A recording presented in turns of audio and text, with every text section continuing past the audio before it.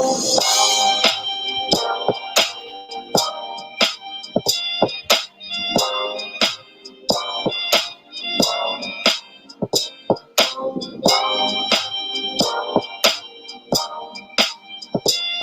so hi guys.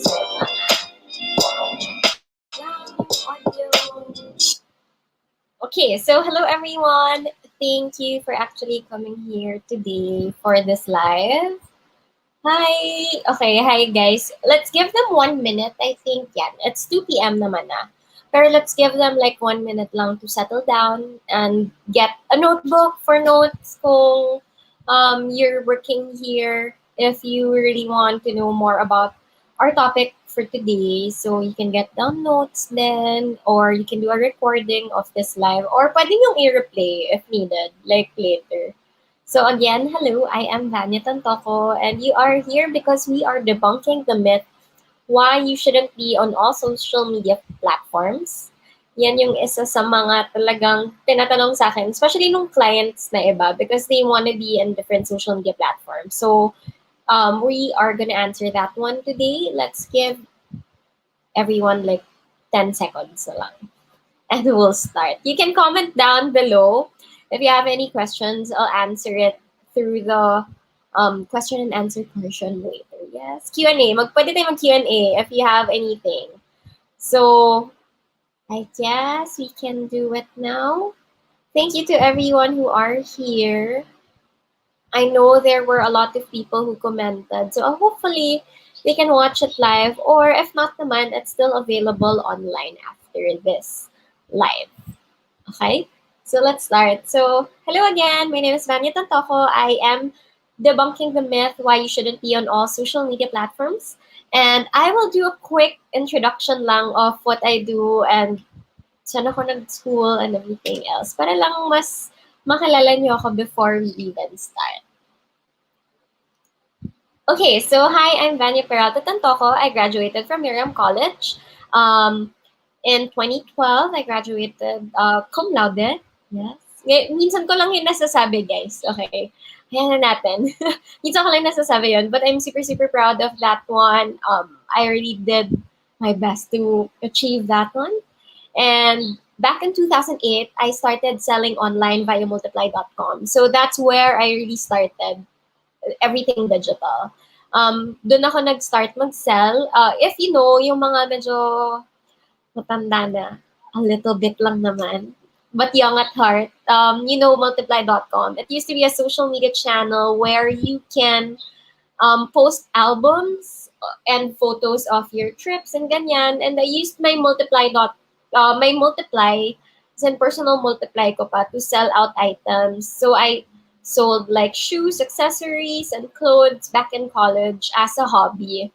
And then after noon, 2009 to 2012, I was in college the whole time. I participated in multiple thesis, mga studies about e-commerce. Hindi pa kasi siya as uso as it is now, like Lazada and Shopee. Wala pa yung mga yun. So it was basic e-commerce, like a website lang.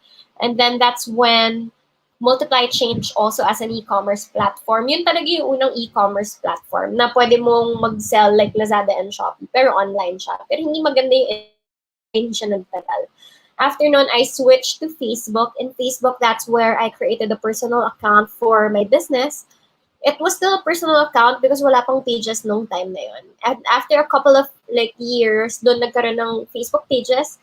That's where I moved again the account to Facebook pages. And then from there, doon ko natutunan talaga everything digital. From like ads, Instagram, and how to, yung kung paano mo pa siya papalakihin and all. Doon ako nag-start. And in 2013, that's when I also started my freelancing career. I worked for a bit in corporate, pero mga 6 months lang. Hindi ko talaga siya type.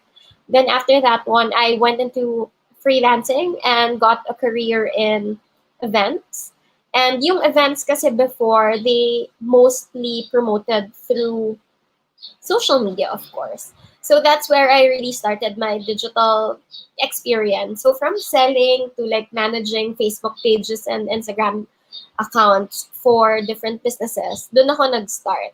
Then after nun, in 2015, I started my digital marketing agency, which is Z Studios. That's the email down below. So then ako nag-start talaga to accept clients. I usually get that from like other marketing agencies and nagiging virtual or digital arm nila kami. So doon ako nag-start. Yun yung aking experience in terms of digital. And then from there, I grew the agency to where it is now. It's been 6 years and super happy kami kasi it's slowly growing and mas naniniwala na yung tao ngayon kasi before, it was a tough start kasi hindi pa nga fully digital naman back in 2015. Okay, so let's go ahead and start discussing what we are going to discuss today. Yeah, I need to be on all social media platforms available to grow my business and have an online presence. Yan yung sinasabi ng boss nyo, ng client nyo, ng business partner nyo, and yan yung gusto natin i-debunk for today. Kasi nga, most of us, talagang common notion is kailangan nandun tayo sa lahat ng social media platform present para mag-grow yung business natin online. Kasi nga, sabi nila, gusto nila ng online presence. So, gusto nila sa lahat ng platforms meron. But we are gonna debunk that today. Okay. It's a hard no for me because of the following reasons. Reason number one. Ito yung top reason ko talaga out of all for debunking this myth. Kasi ang important sa akin is to understand where your audience actually is. So if you are in social media, if you are managing your own business in social media platforms, you have to understand kung nasan yung audience nyo. Kasi kung hindi nyo alam kung nasan sila, maghuhulaan lang kayo kung nasan sila. First of all, you have to know who your target market is, anong age bracket nila, anong apps yung ginagamit nila, where do they log in, ano yung mga ginagamit nilang tools to use these social media platforms, ano yung mga gamit nila. And from there, doon mo malalaman kung nasan yung target market mo. Of course, doon na kayo pupunta sa demographics ng market nyo, ano ba sila, mas Facebook ba sila, mas Instagram ba sila, ganyan. Kailangan intindihan mo kung nasa nanggagaling yung market mo. Saan sila nag-engage, which is very, very important to actually know where your audience is. So, ito yung top reason ko kasi you're posting on social media to reach your audience and it defeats the purpose if you actually don't have an audience to begin with. So, nawawala kasi yung parang purpose niya talaga of actually reaching who you want to reach kung kalat-kalat yung audience natin. And then, next one is reason. Hold on. Okay, so sample lang. These are just samples of the social media platforms available that now. Meron Facebook, Instagram, LinkedIn, Pinterest, YouTube, TikTok, Spotify, which is an emerging market, and of course, you have Twitter. So, ito yung mga samples lang. Wala pa dyan yung Kumu, wala pa dyan yung Laika, at kung ano-anong app na available. There's also Clubhouse, which is an audiogram app where you can enter a room kung saan ka pwedeng mag-join ng conversation. So, sobrang daming social media platforms. And just thinking about it, it's really tiring also to manage everything if you want to be in all social media platforms. Like, that goes and helps, that made me create the second reason for this talk. Reason number two is creating content and strategy for every single platform na diniscuss natin kanina is time-consuming. Ito yung number two na experience ko firsthand because I had this client, like, naging client ko siya siguro during pandemic, as in mga third month into the pandemic, yung quarantine. Personal brand siya, and then gusto niya maging present in all social media platforms. So, she initially asked me to nung nakita ko yung Trello board niya, sobrang daming iba pang platforms na hindi ko nga alam even yung iba. And nagulat ako na parang gusto niya magkaroon ng content in every single platform. The first thing I asked her is, do you have an audience for these platforms? And then she said yes. But when I checked her insights ng mga platforms na yun, wala naman. So parang sabi ko, effort if you have to create every single post sa lahat ng platforms. Tas kasi iba-iba yung platform na yun. So it's super difficult. So first you have to understand na iba-iba yung algorithm ng isang platform. So what works for Facebook might not work for Instagram and might not work for TikTok. Ito yung pinaka madaming oras ka talagang ibibigay just to create like a content calendar for the whole month. And imagine creating content for the whole month for different platforms is like, ano pa yung brain cells mo nun?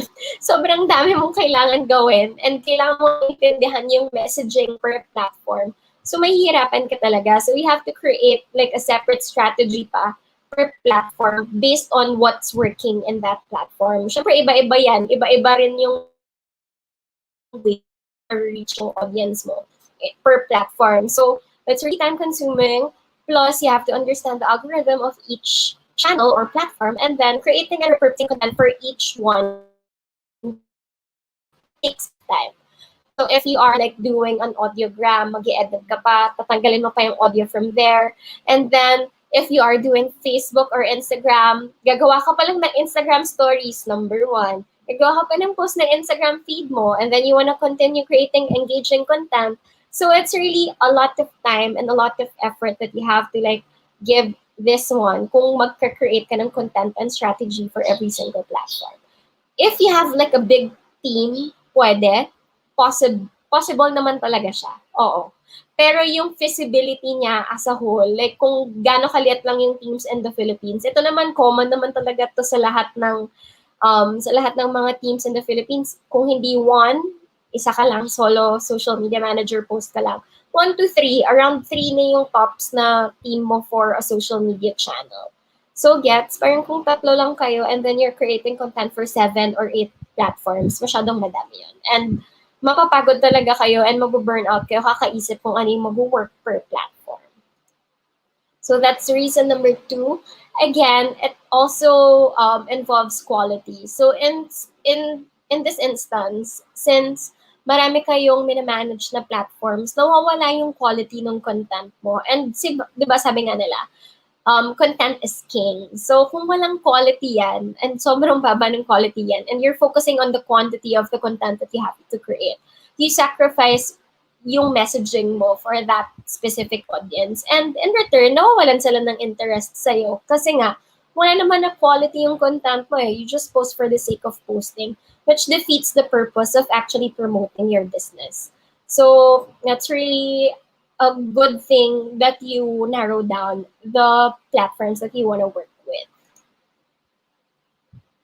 Social media is free marketing if done well. Ayun naman, alam naman natin lahat yan, na free tayo mag-post and may mga paid options lang. But if you are creating bad or irrelevant content in a specific platform, mawawala yung interest ng market mo sa'yo. Kasi nga, hindi ka na nagbibigay ng valuable content for them.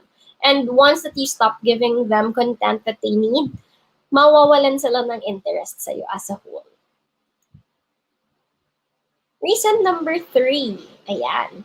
Okay, it divides your focus and makes your pie smaller in every platform. Since marami kang iniisip, marami kang kailangan gawan ng content calendar for the month, you have to think about every single platform and how they work. Madi-divide yung attention mo and keeps you out of focus. So, kalat-kalat yung ideas mo because, okay, in TikTok, I might have like a good trendy topic na pwede kong jump in. Okay, nag-work siya for TikTok. Pero hindi siya mag-work for Facebook page kasi magkaiba sila ng market. Ano ba yung Facebook? Paano mo ba siya i-engage yung market nun? So just thinking about how it divides your focus as a whole makes your pie smaller for every platform. So mas onti yung nare-reach mo per platform kasi wala kang ang focus.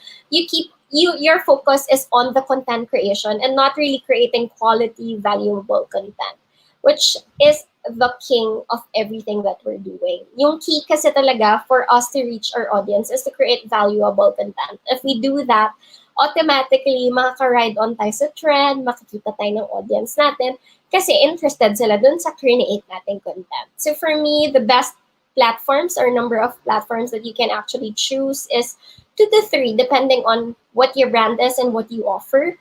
And then, if you need to test them, go ahead and test them. Pwede kang maglagay muna kompleto, as in full roster.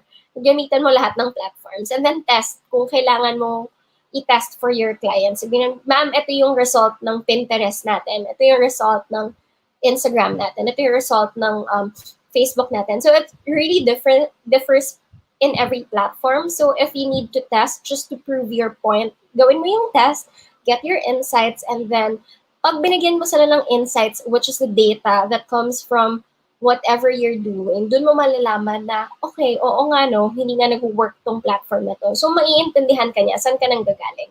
Because I did this for one client. As in, sabi nila, hindi naman nag-work yung Facebook ads nila, ganyan. And then, what I did was to, as in talagang, yung content ng report kong yun, sobrang data-based, as in data-driven. And then once that you present that to the client or to your boss, mas maintindihan nila saan ka nang gagaling. And hindi yung parang hinugot mo lang sa hangin yung idea na hindi tayo magpo-post elsewhere. And then yun, shuffle and repurpose your content if you're doing 2 to 3 platforms. Okay, so here's how I usually pair up the platforms that we use for different brands. So if you are like handling a personal brand, yung personal brand, let's say, isa siyang vlogger. Okay, kunwari ako, may personal brand ako now. I started with the personal brand, and what I chose in terms of the channels that I'm gonna work with is Facebook, Instagram, and YouTube. Yun yung pinaka-focus ko. Other than that, I don't want to go into yet kasi hindi ko pa kaya. Plus, mawawala kasi yung focus ng pag-grow ng channels na to. I just started pretty new. So, kung ibibigay ko na lahat sa iba-ibang platforms yung content ko, mahihirapan ako i-grow yung isang focus ko i-grow. So, yan. You can also do Facebook, Instagram, Pinterest if it's a lifestyle or an e-commerce brand. And then if you are talking about a personal or a lifestyle brand as well, you can do Facebook, Instagram, TikTok.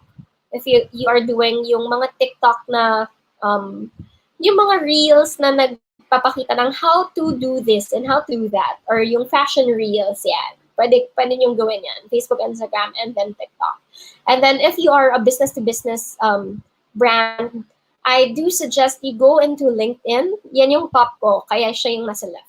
LinkedIn kasi nandun yung mga B2B business. If not LinkedIn, go ahead and do a Spotify or a podcast. Kung di man sa Spotify, pwede yung Apple Podcast or something. And then, if you also want to do like, for presence lang din, do Facebook. But most of the business matters usually goes to LinkedIn. So I do suggest you banking on LinkedIn for B2B businesses. If you have any questions, just type in below and then pwede nating sagutin throughout the live. Okay, yung next one, reason number 4 is you have to focus on what is converting and actually giving you results, which is the number 1 consideration natin. Syempre, kaya naman tayo nagsa-social media or why do we need online presence is because we want to sell out something, whether it's a product or a service. And the main goal is to actually give you results. So, kung nandun tayo sa lahat ng platforms na yan, tapos wala namang results, so wala din, sayang din yung effort natin. Gumastos tayo ng time, ng effort, and ng money just to be in all those platforms. And then at the end of the day, wala naman siyang binibigay na actual results. So for the 4th reasons, you have to focus on what is actually converting and giving you actual results. So you have to check on your insights and analytics, study it, saan sila nanggagaling, anong age group yan, babae o lalaki ba yan, Philippine-based ba yan, international. You have to check on those things so that you know where they are coming from. And then second, you have to understand your traffic, kung saan nanggagaling, especially if you have a website. If your socials are tied into a website, let's say it's Shopify, you have to know where your traffic comes from para alam mo saan yung chance may bibili na yung item mo kung galing sila dito sa specific channel na to.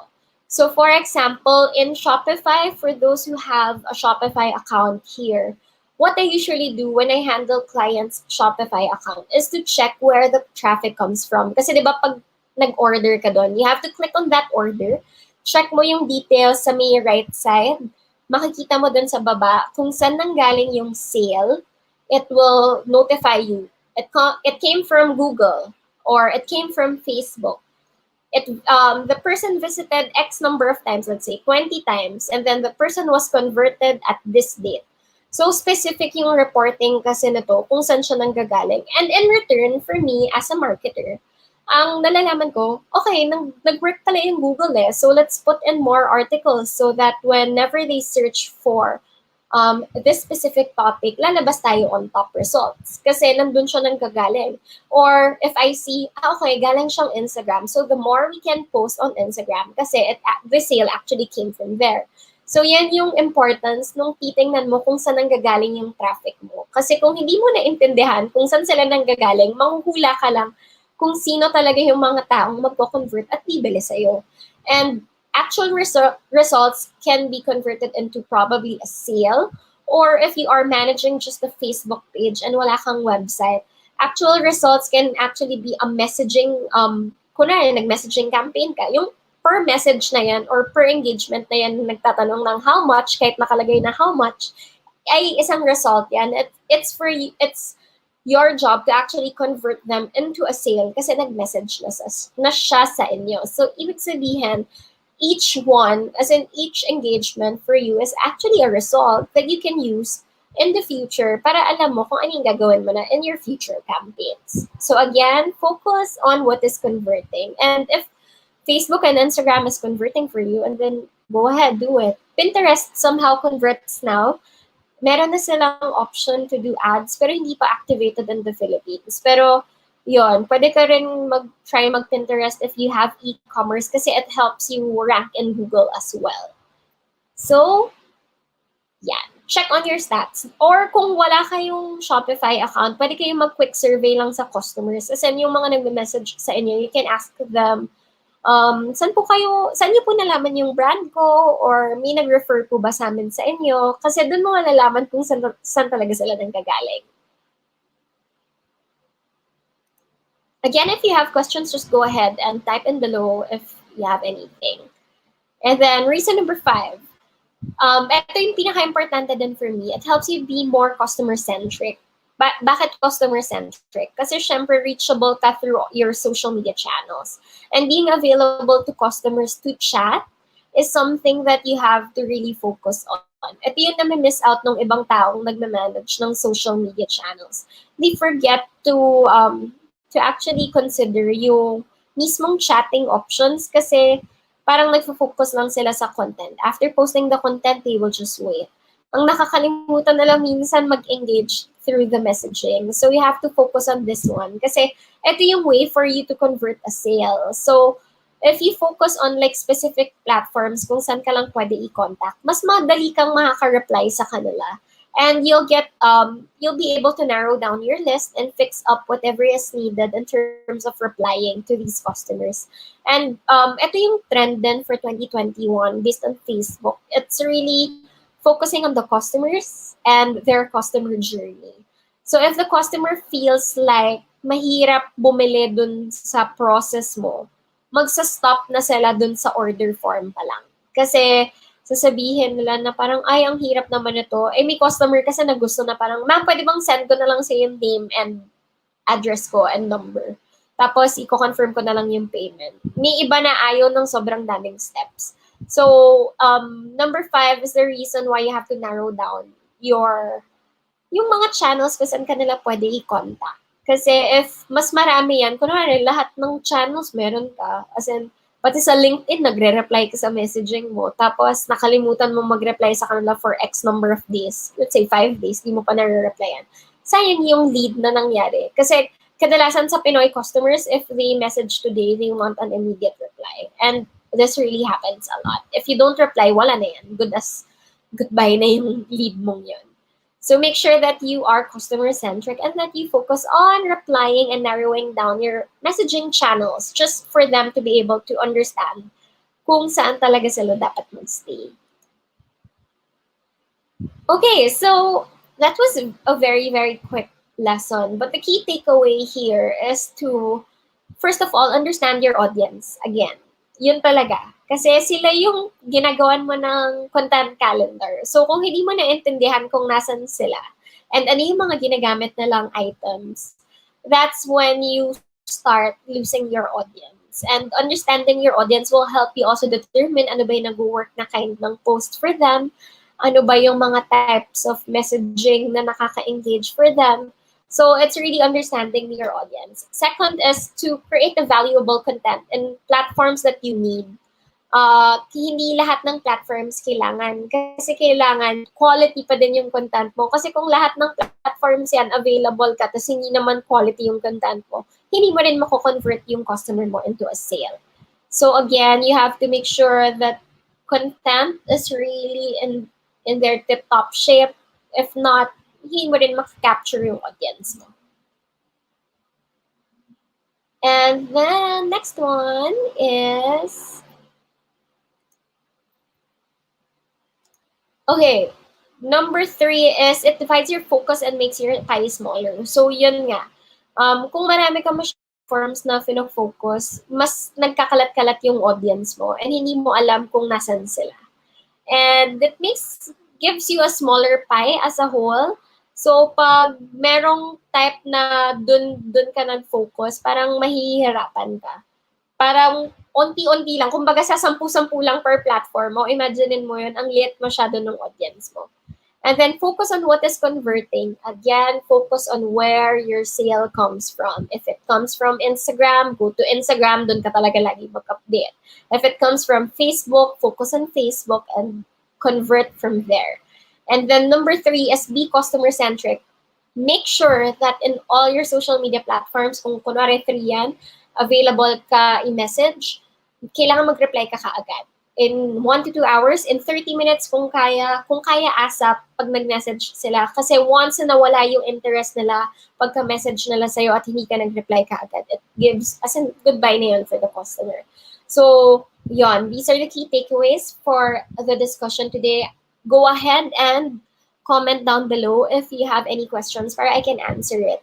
At least we can answer it through the live today. Okay, may question ako. Is Shopify free? There's a free option for Shopify, pero meron din siyang paid option. I think that's around 1,000 ata per month, if I'm not mistaken. Meron siyang 2 levels yung Shopify. Yung basic package, yun nga ata yung 1,000. And then, kung may templates yan, additional around 200 pesos ata. Not super sure, pero hindi siya free. Pero may option na free. Yun lang, hindi mo ma-maximize yung mga capabilities niya. Next question. How do you negotiate with a client and telling him or her that it is not important to have every social media platform to make his or her campaign effective? Ito yung ginawa ko.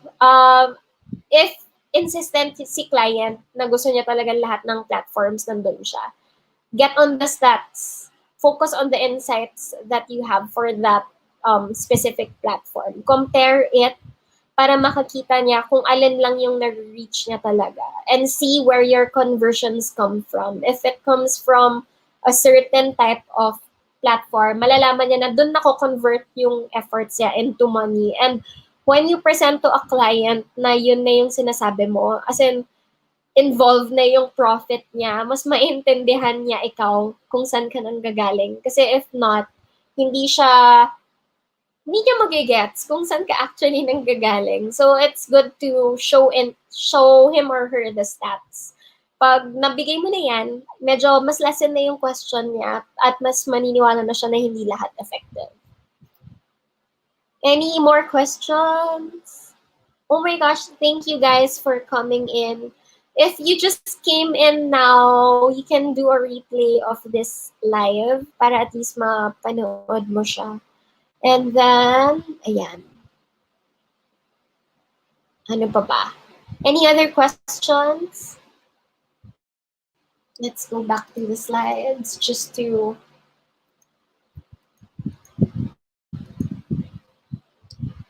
Okay. Let's go back to this slide, yung personal brand. Ito yung combinations I said in this live kasi na pwede kang mag-combine ng 2 to 3 channels or platforms that you want to focus on. So for this one, in this case, if personal brand, go for Facebook, Instagram, and YouTube. And if you are doing lifestyle or e-commerce, Pinterest can also be a source of sale kasi meron na siyang Pinterest for business. So you can pair it with your Facebook and Instagram as well. And then of course, if you have Pinterest, mas maganda pa rin na meron kang website kasi it drives you to the website. Another question, what are key points in social media management that you only learned after the pandemic? Um, you have to be able to adjust your content, number one. Kasi diba, sanay tayo na naka-calendar na yung content natin. I'll show the question ha, para makita nyo. Ang dami kasi sa atin, yung talagang naka-schedule yung content. But throughout the year, during the pandemic, I have joined actually another webinar way back during the first parts of the pandemic. Ang sinabi ko doon na you have to be able to relate to your audience. Kasi nga, kailangan maging sensitive naman tayo with everything that's happening. And it's very, very vital for us to adjust the content and reschedule them. If needed kung hindi talaga, kung magulo talaga yung sitwasyon. So for example, we had this client na parang hindi namin alam kung paano magpo-post for the client during the typhoon in November. Ang daming typhoon nung time na yun. Tapos parang ako, okay, hold all your posts. Kasi parang irrelevant naman if we continue posting about sales. So even our ads, medyo naka-down siya, ganyan. Make sure that you are relatable in any way you can. So if you are talking about something that's happening na hindi normal, kunwari may bagyo or may lindol or something, be sensitive enough to be able to reach your audience in a way that you are actually helping the people. Yung mga magre-repost ka lang ng contact numbers, kung saan pwede mag-donate, yung mga ganyan. You can do that one. So yun, be sensitive. It's the best thing that you can do, especially that you're in social media. Any best apps platforms to check the analytics for Instagram? Okay. Hi, Eliza. For this one, I use mostly the Instagram app. Oh, nag-update sila ng professional dashboard if you haven't noticed. They actually updated their dashboard. If you view them now, mas maganda na yung insights na pwede niyang mabigay sa'yo.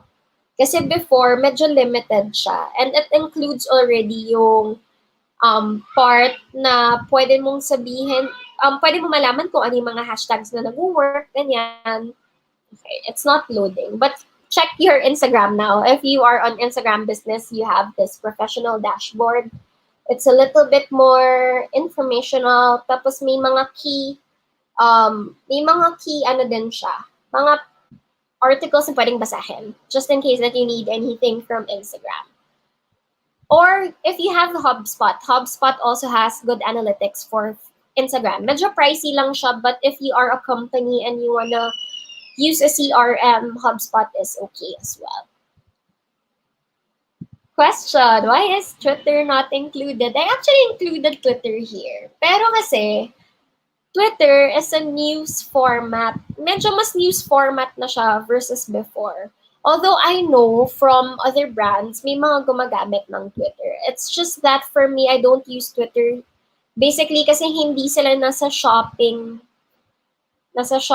notion or nasa shopping mode pag nasa Twitter.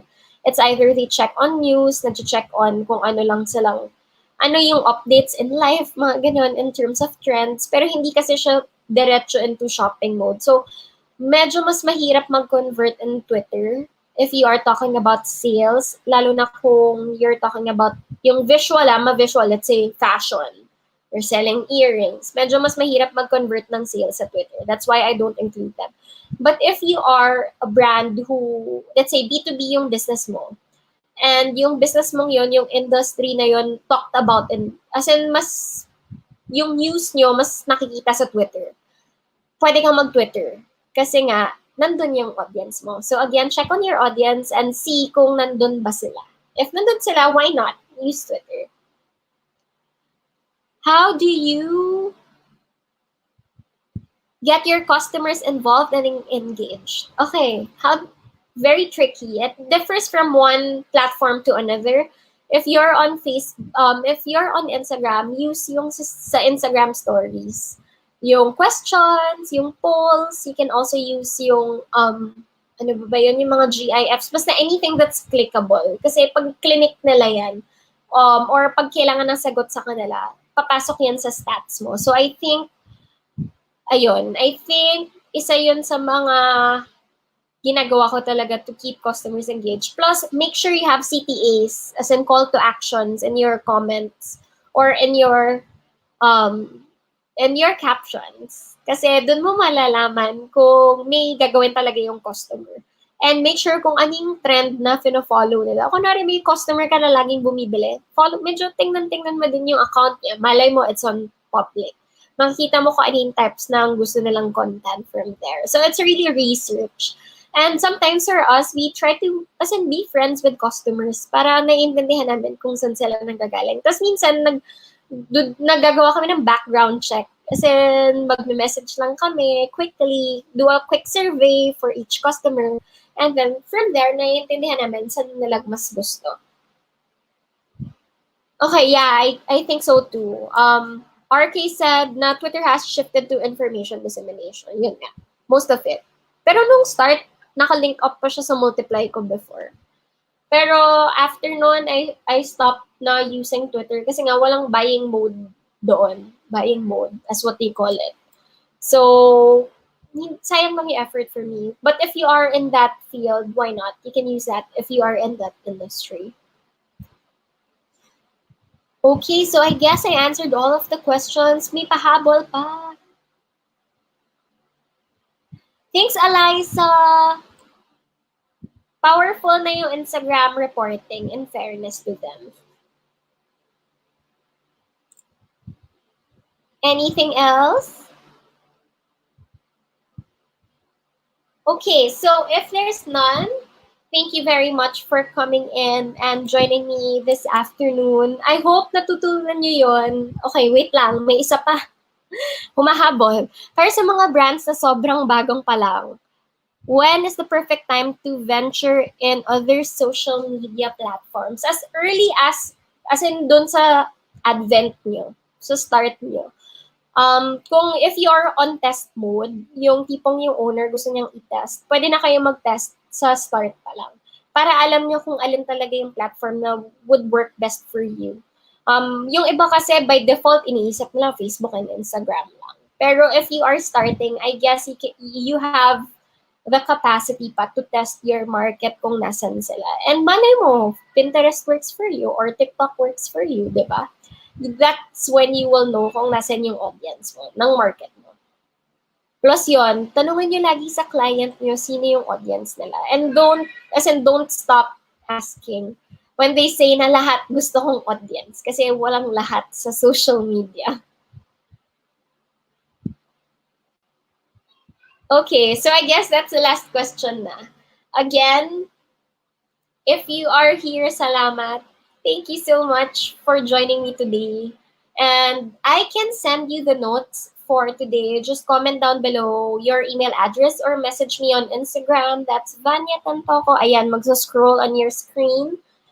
You can message me for the notes from today's presentation. I can send it to you directly. And then if you need like a certificate for this one, I can also issue your certificates. And then, may additional lang. Quick thought on analytics and on Facebook and IG are really accurate. Agree.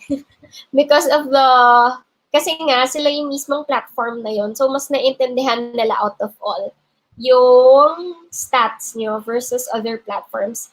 Kasi galing din sa kanila yung insights nyo if you use other platforms as well. So, tama. Agree ako dun. Kaya ang ginagamit ko by default is yung insights ng Facebook, insights ng YouTube channel, as in yung YouTube studio. Yon, dun pa rin nanggagaling yon. Again, just to recap, key takeaway from this one, understand your audience, create valuable content na pwedeng i-consume sa specific channels lang, not all. And then, number 3, pag ginamit mo lahat ng platforms, it divides your attention and keeps you out of focus and makes your pie a little bit smaller in every platform. And then, you have to focus on what is converting because after all, conversions are what you need for your business. And then, lastly, reasons why I don't believe that you have to be in all social media platforms kasi hindi ka magiging customer-centric if you're everywhere. You have to focus on the platforms where your audience is engaged and can actually message you, and focus that from there, and dun ka mag-convert into a sale. So again, thank you so much for joining me today. Understand your audience. Take take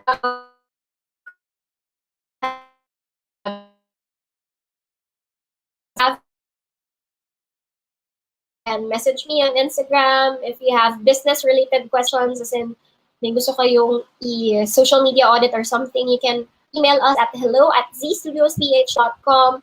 And then that's it. I have a lot of videos about social media here, so you can also subscribe to my channel and like this post or like this live.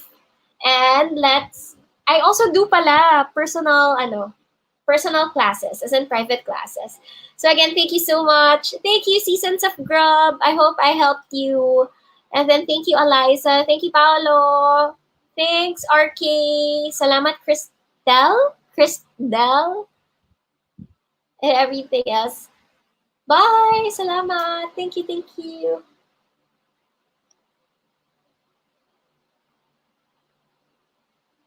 Oh my gosh, may comments pa. Thank you, Chelsea. Thank you so much. Bye. Bye, Elaine.